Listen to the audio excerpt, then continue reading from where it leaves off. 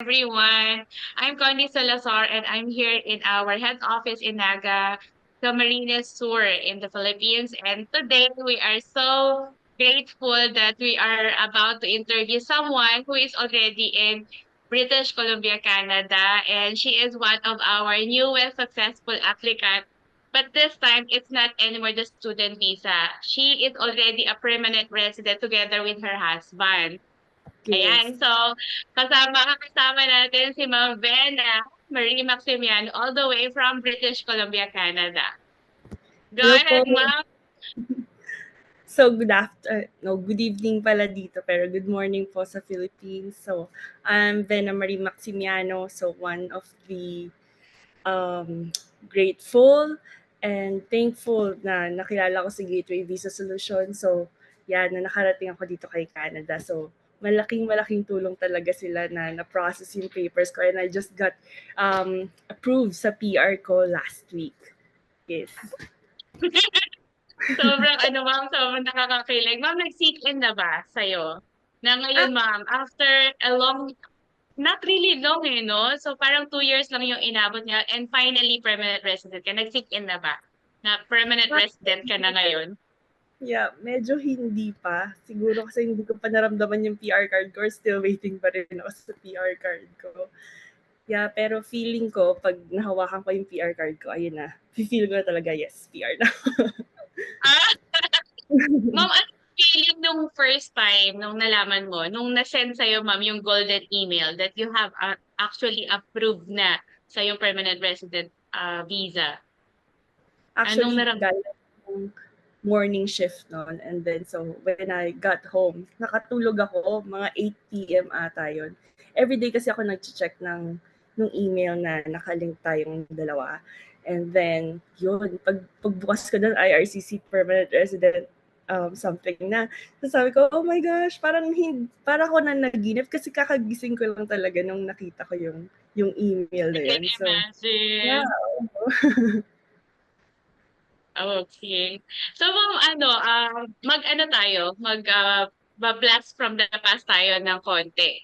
Paano ba ma'am nag-start yung ano mo, yung learning mo about Gateway Visa Solutions? As far as I remember, ma'am, nakilala lang kita sa page, yung Yeah. personal page ko. Am I correct? Ayan. Yeah. Sige ma'am, ikwento mo nga ng konti. Bakit po kayo napapunta dun sa page na yon? So actually before, kasi may experience na ako dito kay Canada. I worked here 2014 to 2016. And then umuwi ako ng Pilipinas. But still, alam mo yung parang hinahanap mo talaga yung puso mo ba, wala na sa Pinas eh. Kasi na-experience ko ng Canada. So I tried other options para makarating ako dito. But since I'm working with insurance company before dun sa Philippines, hindi, wala ako sa food industry, so I don't have any way para makabalik through express entry. And then, I decided na after ng insurance company ko, sige magpupush na ako kahit medyo maliit ang sahod kasi ng food industry sa atin. So, bumalik ako ng food industry. So ngayon, given na kasa-start ko lang ulit with the food industry, inisip ko baka mahirapan ako kasi kailangan na talaga ng matagalang experience ba with being manager sa food industry. And then, I saw the AIPP program before, year, I think 2020, right? Ah, oo. Kita ko yan. So, nag-search ako ng mga agencies na meron. So, I tried checking yung Gateway Visa Solution. So, sobrang gaganda ng mga feedbacks. Noong una nag-worry ako kasi Dubai-based pa lang kayo noon. So, sabi ko, True. kinakabahan ako. Pero nakita ko kasi lahat ng mga videos, like katulad nitong interviews natin. So, parang nakampante ba ako? Tsaka knowing na Filipino yung humahawak ng Gateway Visa Solution. So, sobrang nakampante ako. So, that's the time I decided na, hello, Gateway Visa Solution. Hello, Miss Connie. I'm ready to go back to Canada. So, yeah. Yun, doon nag-start yung aking application with you. Amazing. Ma'am, meron 'tong twist, eh, yung story mo meron twist, 'di ba? Kasi Yes, you have an application as a work permit, tama? yes, And actually. then you were oo, grabe 'no, nung nagsabog ng swerte yung Panginoon, nasalo mo lahat. Naka-hire ka doon as a work permit, right? Yeah, actually, Mm. yung week na nag-start tayo ng process, so naglabas na ako ng fee ko. And then like I think a week after, meron nag-offer sa akin ng LMIA. So, Oo, 'di sabi ba? ko, "Oh my God," sabi ko, hindi ko alam gagawin ko. Ika-cancel ko ba yung AIPP ko? So, given na Mm. meron akong 2 years contract naman sa inyo, sabi ko, I'll leave it. Kasi hindi ko naman alam kung anong pwede mangyari sa akin pagdating ko sa Canada. So, what if hindi mag-push? True. You still have the AIPP with you. Tama ba ako, AIPP, right? Yes, And then, it was an AIBB. Oo. yes. And then after nun, so nagtuloy-tuloy na mga LMIA ko. Mm. And then when I got here, I still have you. I didn't cancel my contract. Nakiusap ako. Sabi ko, Miss Connie, is it possible ba? Kasi papasok ko na express entry. Could you convert my application from AIPP to express entry? So, alam mo yun, parang sumugal ba ako kasi ayoko rin masayang yung binayad ko. Yes, Tapos oo. sobrang mahal actually dito ng ka-tie up nung company ko na consultant. Sobrang mahal talaga compared dun sa fee na binayad ko sa inyo. So sabi ko, sayang Mm. at itapon. So ayun, tas good thing naman pumayag kayo na i-convert yun. So sobrang thankful ako kasi at least hindi na sayang talaga kung magkano yung nilabas kong money sa Pilipinas.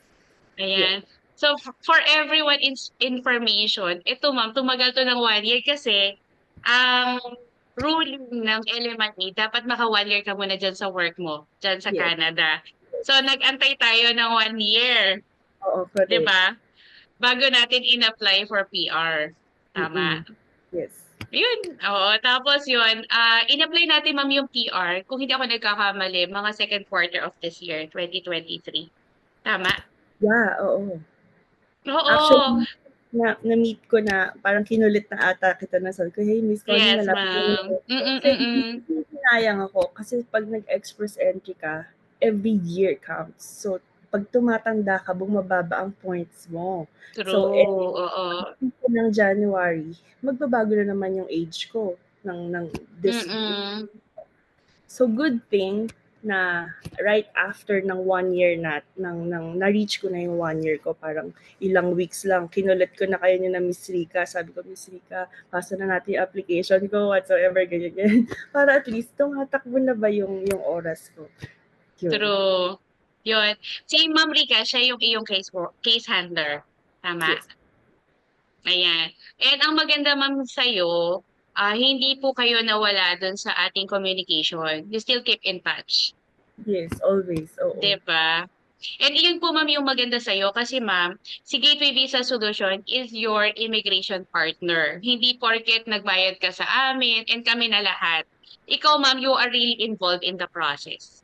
Yun yung maganda sa'yo, 'no? Oo. Yan ma'am, Ayoko talagang pabayaan ba kasi parang ano true.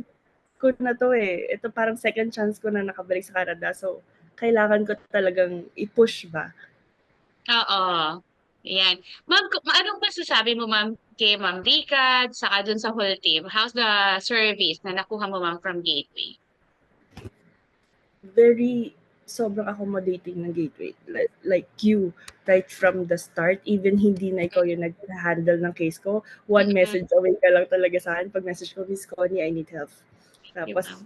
yun, nagre-reply ka agad if meron akong concern. For example, weekends, and then magre-reply ka pa weekends, then kukulitin ko si Miss Rika, like one text away, kahit na yun Mm. yung before, since Dubai based kayo before, ang worry ko is baka hindi tayo makapag-communicate na maayos, pero hindi. Pero even weekends, kinukulit ko kayo. Siyempre, magkaiba Mm. pa kami ng time. So, nag-aabang talaga ako kay Miss Rika ng gabi para morning na dyan sa inyo. Opo. Very smooth. Wala ko naging problem sa communication with Gateway Visa Solution. Like, swear to God, wala talaga. Thank you so much ma'am for that. Actually ma'am ikaw din kasi sobrang patient mo lang din, magme-message ka and then you also wait ma'am yung sa time zone nga natin dito sa Yes. sa Pilipinas. Kaya again, ma'am, the credits also goes to you kasi we are somehow, ma'am, we are a very good partners in this application. Ayan. Ma'am, eto na. Okay, so one of the last questions na I'm going to ask you para po dun sa mga nag-aantay ng application nila, ano po yung message mo sa kanila? Saka dun sa mga gusto na mag-apply papuntang Canada. Actually, patience. Once na-decided ka na, go for it. Regardless kung mag-iintay ka. Kasi maraming changes na nagbabago kay Canada. Every time, like the application, may mga iba-ibang klase ng PR application. Maraming na-deny sa mga yung kapag nagkakaroon ka ng problems, very, kung ano yung hiningi sa yung documents, i-provide mo. Like, hindi mo kailangan maggumawa ng fraud or whatsoever. Kasi gagawa naman, kasi meron ako mga missing documents before but still ginawa natin ng paraan. Like, gumagawa kami ng explanation letter, whatsoever. Yun lang, patience, and then tiwala lang. Kung para talaga Yun. sa'yo yun, para sa'yo yun. Yes, okay. Ma'am, ang isa pang gusto ko, ma'am, na i-comment sa'yo, ma'am. Yung wisdom mo na kailangan mag-work ka ulit sa food industry para Yeah. maging pathway mo, ma'am, for for the programs. Ang galing nun, ma'am. So, I think it's also one of the factors na talaga nag-lead sa'yo where you are right now. 'Di ba? Yeah. Kasi aside from being a student, yung student visa application na yan, kasi before, yung nag-start pa lang yung mga student visa, sobrang hirap maglabas ng financially ba? Financially, Yes, mahirap ma'am. talaga before. Pero ngayon marami ng ways para magawa mo maging magkaroon ng student visa like before, nung nagsa-start pa lang. So, yun, sabi ko, parang negative ako kay student visa, medyo mabigat sa bulsa ba nung panahon na yun. So, kaya sabi ko, ano ba talaga, isa pang pinakamabilis na way para makapunta dito is through your experience, na lalo na yung mga nasa food industry, sobrang in demand ng mga managers dito. Like, for example, like me, I'm working with McDonald's. So, yeah, shift manager ako sa McDonald's. Pero with your experience sa food industry, they're hiring po mga other companies kasi sobrang kulang sa tao ng Canada, Mm-mm, especially mm-mm, mm-mm. with sa service. Okay. So that's all, ma'am. That's the final question actually. Maraming salamat, Miss Vena Marie Maximiano, all the way from British Columbia, Canada, for taking the time para ma-interview ka namin. And kami po, in behalf of Gateway Visa Solution, ay bumabati sa iyo, ma'am. Congratulations sa iyong newest visa, permanent residence visa. Ang sarap pakinggan. Yan, balitaan mo kami, ma'am, sa PR card mo. Yes, Ha? I'll send you a copy ng picture ko. Nakagala. Thank you so Thank much. you so much. Maraming talagang salamat. Yeah, hindi pa ako Opo. palagi rin ako titake ko kay Miss Rika, but I'll keep touch with her again. Thank you so much Okay, po. ma'am. Ma'am, maraming salamat, ma'am. Kami ang nagpapasalamat, ma'am, sa tiwala.